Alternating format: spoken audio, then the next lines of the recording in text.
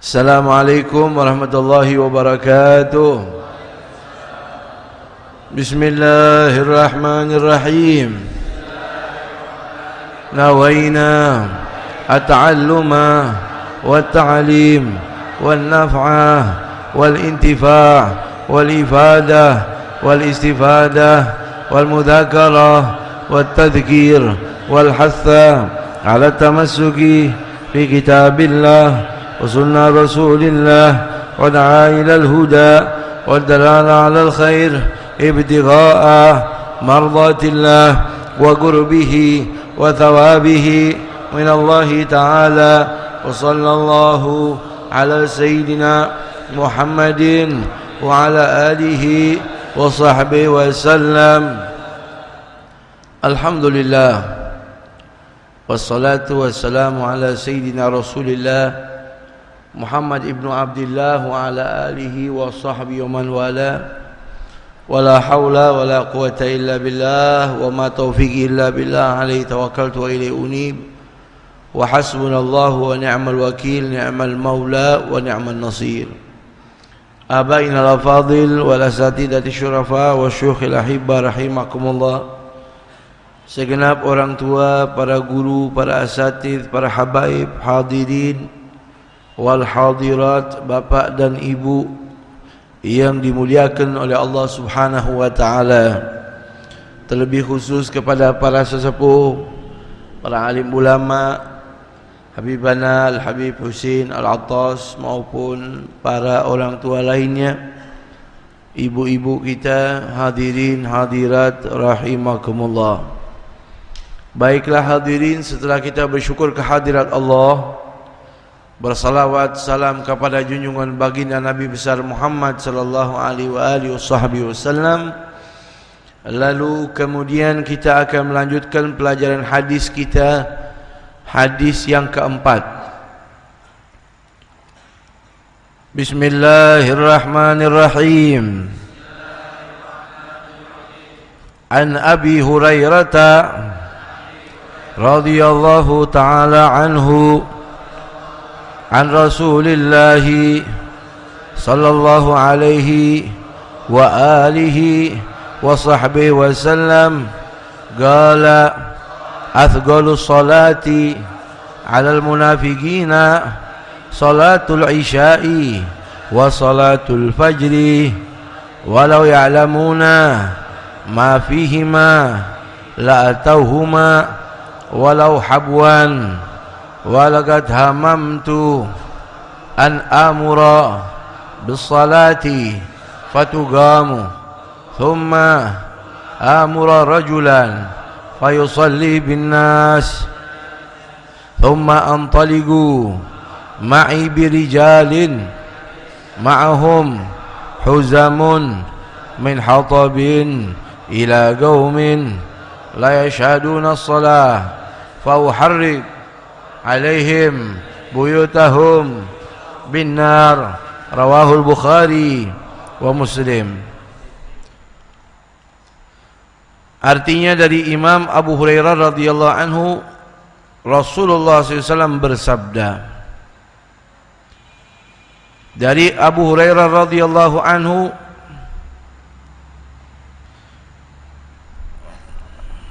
qala Rasulullah SAW, salat yang paling berat.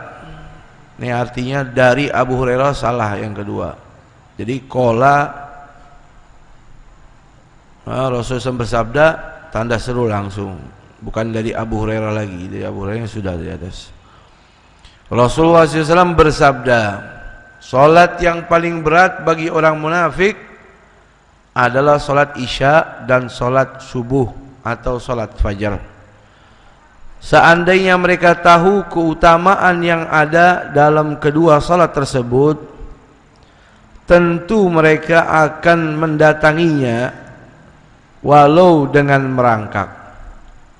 Sungguh aku bertekad untuk menyuruh orang melaksanakan salat, lalu salat ditegakkan, dan aku suruh ada yang mengimami orang-orang kala itu. Aku sendiri akan pergi bersama beberapa orang untuk membawa seikat kayu untuk membakar rumah orang yang tidak menghadiri salat berjamaah. Hadis riwayat Imam Bukhari dan Imam Muslim. Hadirin hadirat rahimakumullah, hadis ini hadis yang keempat dari kitab Nurul Iman min Kalam Habibur Rahman yang dirangkum oleh Sayyidil Habib Umar bin Muhammad bin Salim bin Hafidh atalallahu umrah fi sihah wa lutuf wa afiyah. Hadis ini berbicara tentang tanda-tanda orang yang munafik. Mudah-mudahan Allah selamatkan kita. Yaitu di antara tanda-tanda orang munafik sebagaimana sabda Rasul yang diriwayatkan oleh Imam Abu Hurairah radhiyallahu anhu, semoga Allah meridainya dan kita mendapatkan barokahnya, amin. Kata Nabi dalam sabdanya, afdhalus sholati, salat yang paling berat, alal munafikina, bagi orang munafik, salatul isya'i wa salatul fajri, salat isya sama salat subuh. Ana artiin dulu. Afdhalus shalah isim tafdil, sagil berat, afdhal paling berat. Ya, ana ulangin, sagilun dalam bahasa Arab artinya berat, beban. Afdhal paling berat, paling beban. Alal munafikin, bagi orang munafik, zohor, asar, maghrib, isya, subuh berat. Tapi afdhaluha, yang paling berat, salatul isya wa salatul fajri. Yang paling berat bagi orang munafik, salat isya sama salat subuh. Kenapa fajri enggak subhi? Apa bedanya fajar sama subuh? Kata ulama sama, cuman berbedanya kalau subuh salat subuh wajib, kalau fajar jadi dua, salat fajar yang wajib yang kita sering sebut dengan salat subuh, dan rakaat sunnah sebelum salat subuh namanya rakaatul fajri. Ya, salat sunnah sebelum subuh namanya rakaat fajar. Sehingga sunnahnya Nabi kalau melaksanakan salat sunnah sebelum salat subuh dengan kalimat usolli sunnatul fajr. Ya, sunnatul fajar lillahi ta'ala. Baik kalau ana atau antum atau siapapun salat sunnah sebelum salat subuh, usolli sunnat subuh, sah. Lalu kenapa pakai rakaatul fajri? Karena ada dalam hadis rakaatul fajri khairun minad dunya wa fiha. Rakaata, dua rakaat salat sunnah fajar lebih bagus, lebih utama, lebih besar daripada dunia beserta isinya. Jadi itu perbedaan subuh sama fajar. Jadi di sini dikatakan sifat orang munafik, dia berat melaksanakan sholat. Zuhur berat, asar berat, maghrib berat. Tapi yang paling berat bagi orang munafik dua sholat, sholat subuh sama sholat isya. Ya, ini penyakit kita nih. Ya, kita nggak usah lihat ke orang, kita lihat ke diri kita nih. Malam ini kita lagi datang ya berobat nih kepada Allah, kepada baginda Nabi kita Muhammad sallallahu alaihi wasallam. Setuju? Ya. Sehingga dari sini saudara, kita jangan lihat orang, kita lihat diri sendiri. Saya ini munafik apa enggak? Kadar kemunafikan saya ini tingkat berapa? Ya. Ketika kita ukur salat subuh kita bagaimana? Salat isya kita bagaimana? Semakin kita malas-malasan, semakin kita ngulur-ngulur dalam sholat isya atau subuh, semakin biasa ketinggalan tuh semakin biasa, nggak merasa beban, nggak merasa salah, nggak merasa dosa. berarti level kemunafikan kita udah kita tahu dah. Ya, tanda kemunafikan kita udah luar biasa. Ya Allah, mudah-mudahan Allah ampunin kita. Saudara, perlu Anda ingat, ini hadis keluarnya bukan untuk kita aja nih. Dari zaman sahabat pun udah keluar. Jadi sahabat sholat zuhur belakang Nabi, asar jadi makmumnya Nabi, maghrib makmumnya Nabi. Tetapi saat itu Nabi melihat keadaan mereka sebagian malas-malesan sholat subuh sama sholat isya. Keluar tanda label kemunafikan tuh. Jadi orang yang malas sholat subuh sama sholat isya, malas dia melaksanakan. Beda arti malas sama meninggalkan, betul? Ada orang sholat, ana malas, ente tobat, ditunggu 3 hari, kalau nggak sholat dibunuh. Ada lagi, ayo sholat, nggak mau, ini boleh langsung dibunuh melalui qadhi hukum Islam. Jadi berbeda. Jadi zaman Nabi itu mereka dihukumi dengan sifat orang munafik, bukan nggak sholat tapi sholat. Adapun sholatnya malas, terutama sholat isya sama sholat subuh. Ya, ini hadis berbicara khusus tentang sholat subuh sama sholat isya. Kenapa saudara hadirin, dari kita lihat hadis ini sholat isya sama sholat subuh kok paling banyak kita malas, nggak bilang orang dah, betul? Karena guwatus sharif adai fi hadainil waqtaini li huduril jamaah. Karena banyaknya atau kuatnya pengaruh daya tarik untuk meninggalkan 2 waktu ini dengan hal-hal yang lain daripada sholat jamaah.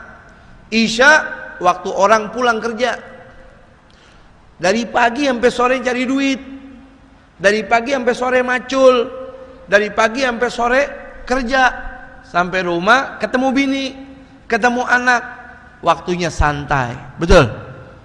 Ditambah waktunya panjang, masuk akal nggak? Masuk akal nggak?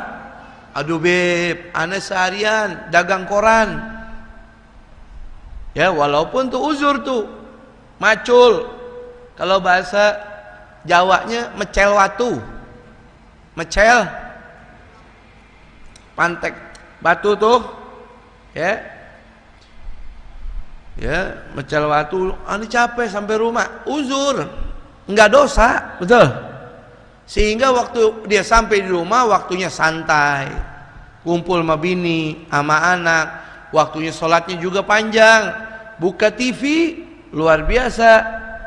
Ya, kalau udah isya ke atas tuh filmnya bagus-bagus. Belum lagi kalau ada bola, apalagi kalau ada liga apa tuh, champion, bikin kopi dulu, tada tunggu sebelum mulai itu bola jam berapa sih? Jam berapa? Jangan malu-malu, aneh kagak pernah nonton. Jam berapa? 1 jam 2. Nah, jam 2 dah sekalian. Jadi enak tuh. Salatnya juga khusyuk. Fa idzat ma'nantum faqimus shalah. Kata Habib dalil-dalil Quran, kalau udah tenang baru salat. Sekarang belum tenang nih. Yang lebih dahsyat lagi, kita tunggu nih kalau nih babak pertama jagoan kita menang, salatnya tenang nih. Ya, pas jagoannya kalah, udah tanggung dah babak kedua. Jadi ini isya. Kenapa subuh orang banyak melalaikan walaupun dia sholat? Karena guwatus sharif fi hadzal waqt. Karena kuatnya dampak daya tarik dari waktu subuh itu sendiri. Waktu enaknya tidur, paling enak tidur pas waktu subuh. Apalagi di kipas angin, ada AC, baru tidur jam 2, jam 3. Ya, sebelum tidur makan martabak 2 kardus. Udah tidurnya dicolek, ngamuk. Apaan sih orang capek seharian kerja? Wah, Ya, jadi waktu itu apalagi kalau dia musim dingin, waduh subuh dia tarik selimut. Atau musim panas, subuh lagi enak, ntar bentaran dikit matahari terbit udah gerah, tidur dulu, manfaatin. Apalagi ntar pagi kerja, banyak dah tuh halangannya pada dua waktu itu, sehingga guwatus sarif, daya tarik untuk meninggalin jamaah di situ sangat kuat, sehingga orang-orang yang imannya tebel aja yang istiqomah menjaga dua waktu tersebut. Makanya dalam hadis lain saudara, Nabi mengutarakan man sholal isya fi jamaah, siapa orang sholat isyanya berjamaah, faka'annama qoma nisfal lail, seakan-akan dia sholat setengah malam. Wa man sholat subuh fi jamaah, dan siapa orang sholat subuhnya berjamaah, isyanya jamaah, subuhnya jamaah, faka'annama qoma laila kullah, seakan-akan dia salat satu malam penuh, gara-gara salat isyanya jamaah dan salat subuhnya juga berjamaah. Jadi demikian saudara hadirin pemahaman afdhalus sholati al munafiqin salatul isya wa salat fajar. Salat paling berat bagi orang munafik salat isya dan salat subuh atau salat fajar. Makanya saudara ingat nih, ada kunci-kuncinya. Kalau mau tidur, ambil air wudu, baca subhanallah 33, alhamdulillah 33, Allahu akbar 34, baca bismillahirrahmanirrahim 21 kali. Ya, tidurnya menghadap kiblat kalau bisa. Seperti itu. Lalu kalau memang yakin tidurnya bakal terlelap karena capek, pasang beker. Yang punya bini ngomong bininya, ntar bangunin ya. Tuh. Jadi ada cara bagi dia untuk supaya bisa bangun. Ketika di mata melek nih, subuh itu diikat sama 3 setan. Ketika dia bangun, sholat dah walaupun sebentar, nggak apa-apa. Ketika dia bangun, lepas satu ikatan. Ambil air wudu, dingin-dingin, lepas 2 ikatan. Sampai di atas sejadahnya dia takbir Allahu Akbar, lepas 3 ikatan. Ya.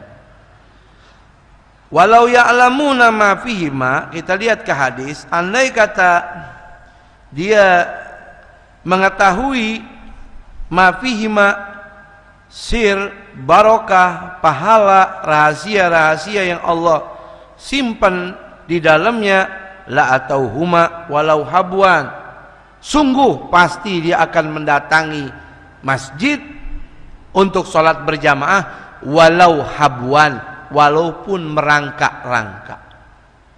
Cuman kita nggak lihat pahala kagak kelihatan. Kalau kelihatan, masya Allah, pengajian begini penuh, maghrib, asar, isya, subuh, dohor penuh, cuman pahala nggak kelihatan. Ya. Kalau kelihatan, masya Allah, kata Nabi, la atauhuma walau habwan, walaupun harus merangkak. Habwan itu dia digendong atau merangkak, berjalan bukan dengan kaki biasanya, harus digendong atau merangkak-rangkak. Ya, dia akan melaksanakan keutamaan yang ada di 2 waktu tersebut. Makanya ketika orang dia tidur, subuhnya lewat, apa kata Nabi? Bala syaitan fi udhuni, maka sungguh orang itu dikencingi setan kupingnya. Dalam wudu sunnah yang paling banyak basuh kuping. Kenapa? Sunnah basuh kuping 12 kali. Waktu basuh muka disunnahkan kenain kuping. Basuh muka berapa kali? 3 kali, hitung. Lalu ketika selesai kita basuh kepala, kan basuh apa? Kaki wajibnya, sunnahnya kuping lagi 3 kali. Bagaimana? Begini. Ya. Masukin telunjuk, jempol belakang 3 kali. Berapa? 6. Ambil lagi tuh air, pakai kelingking 3 kali. Berapa? 9. Ambil lagi pakai telapak tangan. Ini semua ada riwayatnya 3 kali. Ya, jumlahnya berapa itu? Nah, begitu. Kenapa? Karena kalau kita telat pagi itu, ya, itu setan kencingin kuping kita. Burika ummati fi bukuriha, kata Nabi, diberkahi umatku pada waktu pagi. Kalau paginya tidur, ketiduran, terbitnya matahari terbit, dikencingin sama syaitan. Dalam hadis lain, asbaha khabithan nafsi kaslanan, maka tumbuh jiwanya dalam keadaan kebusukan, bakal malas. Kecuali urusan dunia, semangat dia lari, loncat, telat nih kerja. Tapi urusan akhirat bakal malas, diajak ngaji ogah, diajak ibadah berat. Kenapa? Tumbuh dia punya jiwa dalam keadaan malas, dalam keadaan busuk. Ada sahabat pernah tanya kepada kepada istrinya Rasulullah SAW. Karena Nabi mengatakan diberkahi rizki di waktu pagi. Bagaimana kalau terbit matahari baru bangun? Kata Rasul dalam hadisnya, dia tetap dikasih rizki sama Allah. Kaifa yarzuquhullah ya ummul mu'minin? Ruzika di anna waktu tugsamul arzak. Karena di situ waktu dibagian rizki. Tetapi fala burika fi rizki, tapi rizki yang dia dapat enggak bakal berkah. Tuh. Jadi usahain, saudara, jaga ini 2 waktu. Usahakan di masjid. Kalau enggak di musola. Kalau berhalangan juga, usahain berjamaah sama bini, sama anak. Kalau udah berhalangan, dia enggak enak badan, dia sakit, atau telat ke masjid, orang udah selesai, enggak dosa, ente sholat, usahain berjamaah. Ya, di dalam riwayat yang diriwayatkan oleh Ubay bin Ka'ab, qala ja'at imra'atun ila Rasulillah SAW. Dalam riwayat ada seorang wanita datang kepada hadratul Rasul Muhammad SAW. Nabi lagi begini, kumpul begini, datang biniknya sahabat. Ya Rasulullah, tuh perempuan langsung angkat suara. Inna zauji Safwan bin Mu'tal. Saya punya suami namanya Safwan bin Mu'tal. Wa huwa inda, suaminya ada di situ, lagi ngaji sama Rasulullah. Faqalat inna zauji Safwan bin Mu'tal wa huwa indahu yadribuni idza shallaitu. Kalau ana salat dipukul sama dia. Wa idza sumtu yufattirni, kalau ana puasa disuruh batal.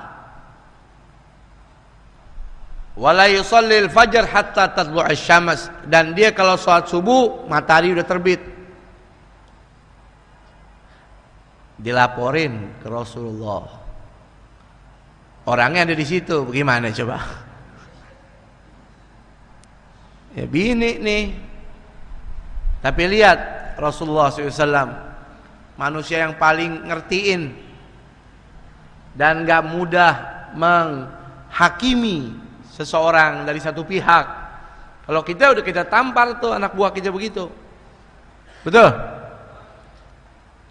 Katanya fasa'ala amma qalat. Nabi tanyain dari apa yang diungkapin dari perempuan kepada Safwan. Wahai Safwan, apa benar yang diucapin bini ente? Gal ya Rasulullah, amma qauluhal awal yadribuni idza shallaitu. Ucapan dia, ana mukul dia kalau dia salat. Sebabnya innaha tusalli wa taqra bi suratain. Wa qad nahituha, dia kalau salat baca suratnya 1 rakaat 2 surat. Ana udah larang. Wallahu a'lam, hadis ini sang istri baca 2 surat sampai dilarang sama suaminya, nggak mungkin kalau cuman kuliah sama kulhu. Boleh jadi 1 rakaat Al-Baqarah sama Al-Imran. Kayaknya menurut Anda seperti itu, 1 rakaat 2 surat yang panjang-panjang. Kenapa kok begitu pemahamannya? Kita dengerin ungkapan yang kedua. Kata Nabi ini yang pertama, amma innaha law taqra bi suratin lakafatin nas. Mestinya orang itu 1 rakaat 1 surat cukup. Tuh kata Nabi, bini ya Sofwan bin Mu'tal, siapapun kita nih 1 rakaat usahain 1 surat. Kecuali ya kalau masuk ke fikih, salatnya di situ salat-salat yang dianjurkan baca surat panjang, seperti salat Isya sama salat subuh dianjurkan baca yang panjang-panjang. Sehingga ketika Anda membaca surat yang pendek, kalau sholat sendiri boleh didobelin surat-suratnya. Tapi intinya saudara, enggak haram orang gabung-gabungin surat. Masalahnya sang suami udah suruh baca suratnya 1 aja, tapi dia melanggar. Makanya kalau dia sholat, Anda pukul ya Rasulullah. Sebab begitu, sholatnya melanggar aturan. Yang kedua, yuwattirni idza sumtu, kata biniannya nih, kalau dia puasa, aneh suruh batalin. Emang benar ya Rasulullah. Innani rajulun syabun fala asbir alaiha. Kata Sofwan bin Mu'tal, emang benar kalau dia puasa sunnah tuh aneh suruh batal. Aneh kan masih muda ya Rasulullah. Aneh gak sabar nungguin. Ngerti gak? Ngerti gak? Ramadan gak apa-apa. Puasa sunnah ya Rasulullah, anda kan belum tahu, anda masih muda begini, enggak sabar. La asbir alaiha. Faqala Rasulullah SAW, min yawma idin la tu'dhanu li imra'atin an tasuma illa bi'izni zawjiha. Mulai saat itu kata Nabi, perempuan enggak boleh puasa sunnah kecuali dapat mandat, restu, izin dari suaminya. Ya perempuan zaman dulu nih. Perempuan zaman sekarang anda nggak tahu doyan puasa apa kagak. Ya, saking doyannya puasa nih, sampai main asal puasa. Kata Sofwan bin Mu'tal, innaha tantalik wa tasumu. Ya, dia ya Rasulullah kerjaannya main puasa aja, nggak pakai ngomong. Tantalik itu begitu. Main puasa sunnah aja nggak pakai izin sama ana. Wa ana rajulun syab fala asbir alaiha, ana masih muda, nggak kuat nahannya ya Rasulullah. Faqala min yawma idzin la tu'dan li imra'atin an tasuma illa bi idzni zawjiha. Mulai saat itu muncul perintah larangan perempuan puasa sunnah kecuali dapat izin dari suaminya. Ya, besok hari apa? Hari apa? Kalau bini ente puasa sunnah, ente larang nggak? Kali gitu, ente jangan puasa dah. Ya, nah, intinya seperti itu. Wa ma qauluha ma shallaitul fajr hatta tatlu'a syams, saya enggak salat subuh kecuali matahari terbit. Ya Rasulullah, inna qad arafa anni bidzalik la nakadu nastayqiz illa ba'da tulu'i syams. Ya Rasulullah, ana udah coba, ana udah berusaha, serumah ana, keluarga ana, orang tua ana, saudara ana tahu ana susah untuk bangun. Susah ya Rasulullah untuk bangun, melek-melek tahu-tahu matahari udah terbit. Melek-melek matahari udah terbit. Apa kata Rasulullah? Apa Nabi bilang? Kafir ente. Apa kata Nabi? Munafik ente? Enggak. Idza staiqadta fasalli. Kalau ente udah terlanjur melek bangun, salat, jangan tidur lagi ya. Rawahu Ahmad wa Tirmidzi. Tuh lihat akhlaknya Rasulullah. Ya, bukan dengar keluh kesah seperti itu Nabi gebukin tuh orang atau Nabi hukumi munafik ente. Ini kan hadis lagi bicara tentang salat yang paling berat buat orang munafik, orang ya salat Isya sama salat subuh. Tiba-tiba ada berita nih ke Rasulullah, dia enggak salat kecuali matahari terbit. Begitu kerjaannya ya Rasulullah. Jawaban Nabi, idza staiqadta fasalli. Kalau ente udah melek, buru-buru salat. Jangan tidur lagi. Sekarang muncul ikhtilaf Kalau bangun dia matahari terbit, sholatnya adaan apa qadaan, itu ikhtilaf ulama. Karena matahari terbit, waktunya sudah keluar, maka ulama mengatakan usolli fardhu subhi qadaan. Qadaan. Kata ulama lain enggak qadaan kecuali udah masuk zuhur. Tuh, udah masuk waktu sholat yang lain baru qadaan. Jadi usolli fardhu subhi adaan tetap. Ya. Kata sebagai ulama yang kuat yang pertama. Karena yang udah keluar dari waktu subuh udah terbit matahari, usolli fardhu subhi qadaan. Karena udah keluar dari waktu, udah bukan waktu fajar lagi, itu waktu isyraq, mau masuk waktu duha.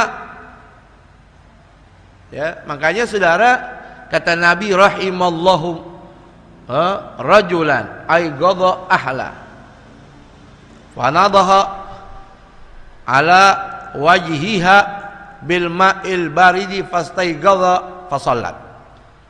Seorang suami disayang sama Allah, dengerin nih, yang bangunin bininya untuk sholat subuh sampai dicipratin mukanya pakai air dingin sehingga bininya bangun untuk sholat sama dia. Tuh.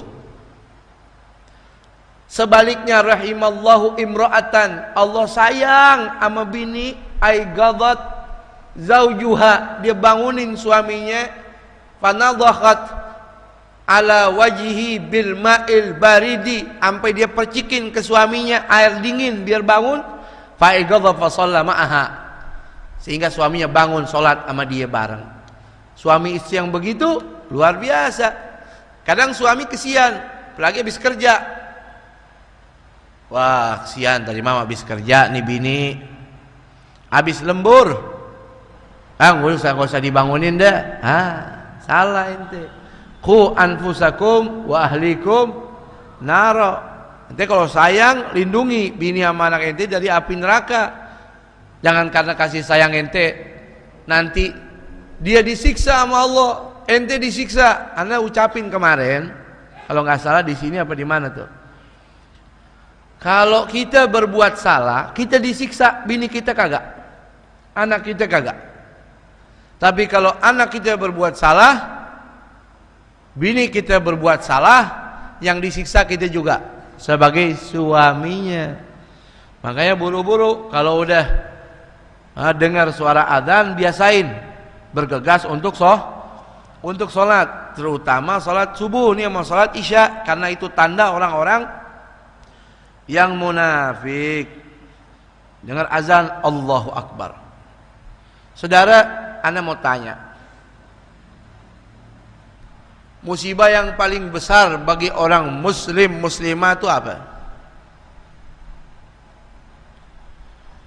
Ya, udah dapat hidayah nih, udah dapat petunjuk, beriman nama Allah, beriman nama Rasul, beriman nama hari akhir. Musibah yang paling besar antum catat bagi seorang muslim laki, muslimah perempuan, satu, adamul haya minallah, hilangnya, lepasnya sifat malu kepada Allah. Udah, itu musibah paling gede. Dia mabuk, dia zina, dia enggak sholat. Kenapa? Enggak malu sama Allah. Selesai. Betul. Kalau dia merasa malu, ya Allah, anda dilihat nih sama Allah, anda dikasih rizki, kok anda enggak sholat, kok anda mabuk, kok anda nipu orang, kok anda dusta, kok anda sombong, kok anda hasut, kok anda dengki, kok anda durhaka sama orang tua. Ini sorga anda. Kenapa begini? Ente enggak malu sama Allah. Kalau ente malu sama Allah, ente merasa dipantau sama Allah, ente enggak begini. Tuh. Dapat duit narkoba, dapat duit nyabu, dapat duit ke tempat maksiat, yang kasih duit Allah. Kenapa ke situ? Anda udah nggak malu sama Allah. Tuh. Jadi musibah paling besar bagi orang yang udah dapat hidayah, bukan dia nggak sholat, bukan. Yang paling gede hilangnya sifat malu itu. Gara-gara itu dia bisa melanggar segala apa yang diperintah oleh Allah Subhanahu. Tapi ketika ada malu, dia dengar azan aja Allahu Akbar. Tuh sim tafdid. Enggak ada yang lebih besar kecuali Allah. Enggak ada yang lebih besar kecuali Allah. Dia malu untuk nyepelein. Ada bapak panggil kita, "Nak, sini nak." Iya, marhaba. Anak datang. Cuma entar dulu, Pak. Nonton TV dulu. Bagaimana? Nyambung enggak? Nyambung enggak ente nih? Ya waladi, anakku, sini. Iya, sebentar Pak. Lagi nonton TV dulu sebentar nih. Iklan, sebentar lagi nih habis nih iklan baru saya ke situ. Bapak kita nggak marah, cuman kenapa sih kok begitu? Dipanggil cepat. Ini yang panggil Allah. Jadi kalau suara azan tuh yang manggil Allah. Makanya dalam hadis, man ajabani hina ad'uhu, siapa orang langsung menjawab panggilanku ketika aku memanggilnya, ujibu hina ad'uhu, aku akan langsung menjawab ketika dia berdoa meminta kepada aku langsung kabulin. Begitu. Man ajabani hina ad'uhu, siapa orang langsung menjawab, hamba manapun langsung menjawab panggilan aku, Allahu Akbar. Kata Nabi, ujibuhu hina ud'u, saya akan langsung menjawab ketika dia berdoa. Dalam hadits qudsi itu, ya. Jadi seperti itu, saudara hadirin hadirat rahimakumullah. Lalu di sini dikatakan walau habwan, walaupun merangkak-rangkak. Kalau dia lihat tuh keutamaan salat subuh sama salat isya. Dalam riwayat Nabi mau salat subuh, habis ambil air wudu, jatuh pingsan, sadar. Kata Nabi, ambil lagi air. Nabi wudu lagi. Baru mau jalan berapa langkah, pingsan. Sadar, ambil air lagi. Sampai 3 kali pingsan. Ambil air wudu, yang terakhir kali udah mau pingsan lagi, Nabi tahan. Udah mau jatuh. Muru Aba Bakrin falyusalli bin nas. Udah dah, suruh Abu Bakar Siddiq aja, suruh Sayyidina Abu Bakar Siddiq aja, suruh jadi imam. Makanya ntar ada hadis itu lanjutannya, antum lihat, walagat hamamtu, sungguh aku bertekad untuk an amuro, memerintahkan, menyuruh bisolati fatugam, menyuruh orang melaksanakan salat, untuk melaksanakan salat. Thumma amura, sehingga lalu salat ditegakkan, rajulan fayusalli bin nas, lalu salat ditegakkan dan aku suruh ada yang mengimami orang-orang kala itu. Maksudnya istinaf, diperbolehkan memerintahkan orang lain untuk jadi imam. Ya, misal dia orang yang paling afgoh, paling ngerti fikih, dia paling layak imamin. Tapi dia nggak mau, boleh suruh orang lain yang agro, yang bacaannya lebih bagus, boleh. Jadi imam sholat yang paling afdol nomor 1 afgoh, orang yang paling ngerti fikih. Ya, luar biasa kalau kumpul antara dia afgoh sama malikul bait, sama dia yang punya rumah. Misal dia paling ngerti fikih, dia tuan rumahnya, dia paling utama jadi imam. Tuh. Yang kedua, aqra, yang paling bagus bacaannya, makhrajnya benar semuanya dia. Ya. Tingkatannya ada sampai 12 sampai 13 tuh. Ya. Ada di kitab Busyral Karim, Muqaddimah Hadramiyah dijelasin tuh banyak.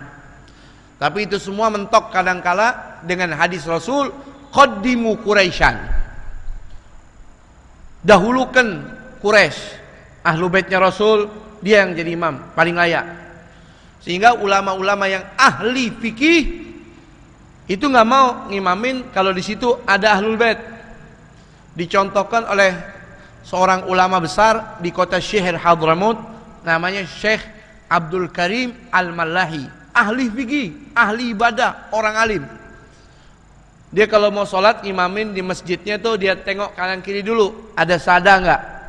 Kalau ada ahlul bait dia nggak mau, walaupun bodoh. Sehingga suatu ketika Sayyidil Habib Umar ada di situ, karena dulu pesantren pertama Habib Umar sebelum ditarim di Syihir itu Sayyidil Habib Umar ada di situ mau ikut sholat, dia udah di depan, udah maju, nengok ada Habib Umar, dia mundur ke belakang, tarik ulur.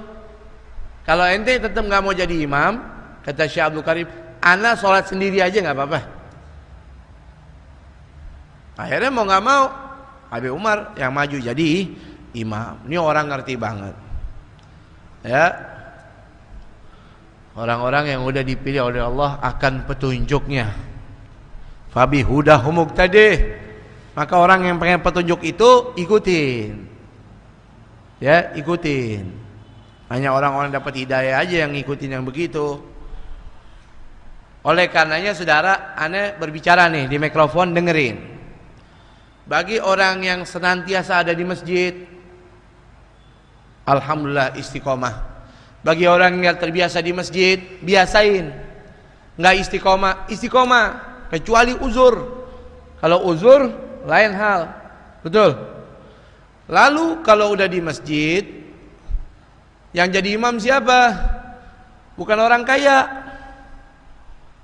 nggak ada ustadznya, atau nggak ada orang yang ngerti, yang biasa ngerti ilmu agama, bacanya bagus, nggak ada. Jangan sembarang orang langsung disuruh, kecuali orang kaya ini yang mengerti ilmu agama, suka ngaji, nggak apa-apa. Kalau cuman sekedar dia dihormatin karena kekayaannya jadi imam, jangan. Lebih afdol marbotnya rajin ngaji, misal bacaannya bagus, biasanya kan begitu, marbot bagus bacaannya, marbot nggak masalah kok, bagus aja lebih afdol. Apalagi marbotnya doyan ngaji, dia fikih, dia ngaji, hadis dia pelajari, maju, jangan malu. Dan jangan sembarangan ngasih peluang ke orang-orang yang di luar akidah jadi imam, salah itu. Karena dia marbot, merasa marbot, udah dah imamnya dia aja, dia orang kaya, tapi kagak, bukan orang yang ada dalam thariqah ahlus sunnah wal jamaah. Jangan kasih peluang satu kali. Kalau anda kasih peluang satu kali, dia bakal maju terus tuh. Atau posisi marbot jadi imamnya zuhur asar doang, jangan. Maghrib, isya, subuh, kalau semua nggak ada orang, maju, ya begitu. Dikit lagi nih.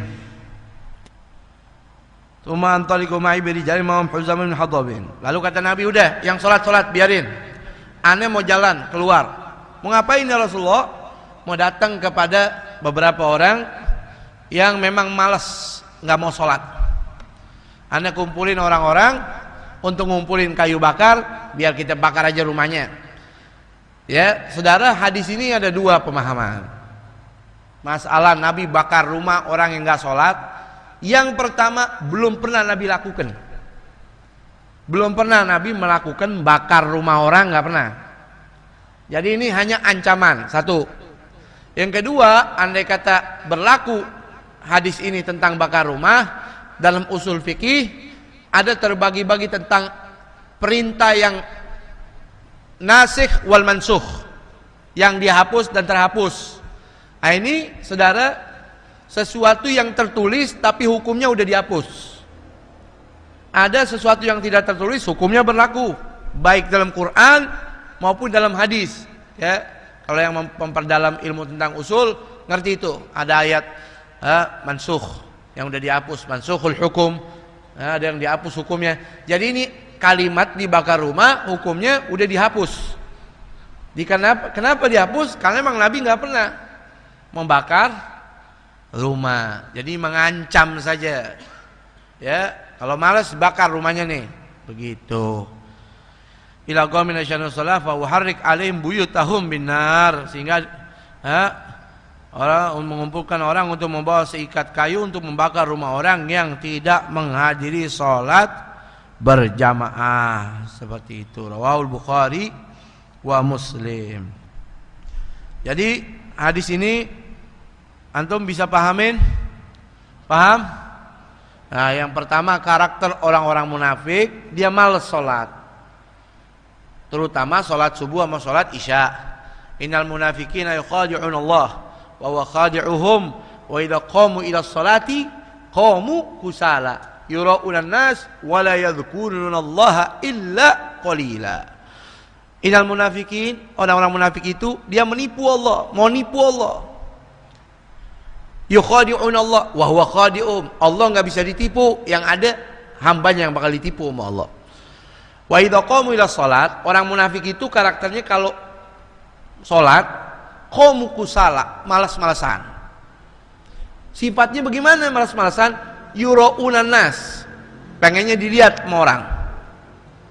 Kalau orang enggak lihat, orang enggak puji, enggak salat. Ya. Itu sifat orang-orang munafik. Kalau orang nggak lihat nggak sholat,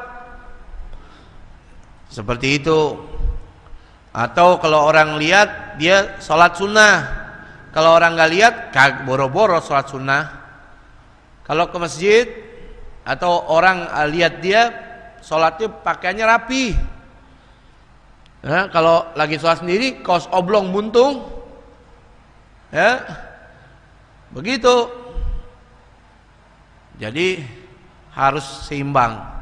Imam Hasan Basri lagi di masjid, ada tangganya sholat, datang biasa sholat sunnah, tiba-tiba nggak sholat. Kata Imam Hasan Basri, kenapa? Kok ente nggak sholat sunnah? Biasanya sholat. Iya, ana malu, takut orang pada nilai ana tuh orang rajin bener sholat. Kata Imam Hasan Basri, justru begitu, ente murai, ente ria, pengen dilihat sama orang. Kalau ente berharap ridho Allah, Allah yang nilai, nggak peduli orang mau puji, orang mau kagak. Tuh, jadi wala yadhkurullah illa qalila, orang munafik itu sedikit sekali mengingat Allah. Kata ulama dalam tafsir Sawi ada dua. Maksudnya orang munafik kalau zikir sedikit, zikirnya banyak, berjam-jam, tapi pengen dilihat sama orang, nilainya cuma sedikit di hadapan Allah. Karena saudara, amalan yang diterima sama Allah walaupun sedikit, nilainya besarnya bukan main. Sebagaimana Imam Syekh Umar Mu'dhar pernah berkata, kalau saya baca kalimat subhanallah satu aja, lalu Allah tunjukkan kepada saya, nih kamu punya bacaan subhanallah satu kali, saya terima. Andai kata saya bisa tahu itu, saya akan kasih makan orang Tarim 1 minggu makanan, saya jamin. Ya, jadi seperti itu. Jadi ibadah itu walaupun sedikit, kalau udah terima, pahalanya seperti gunung. Jadi seperti itu, mudah-mudahan ini ada guna dan manfaatnya. Dan kita bercermin diri, ya, kita obatin diri masing-masing. Kita nggak nilai orang, malam ini kita nilai diri kita. Ya, bagaimana kita memperbaiki hubungan kita dengan Allah, jaga sifat malu kita sama Allah, biasakan menjaga waktu-waktu yang mulia. Contohnya sholat di awal waktu, terutama sholat isya sama sholat subuh. Kalau orang jaga sholat subuh, insya Allah Allah jaga rizkinya. Jangan bingung, Allah bakal kasih rizki dari jalan yang tidak diduga-duga sama hamba itu.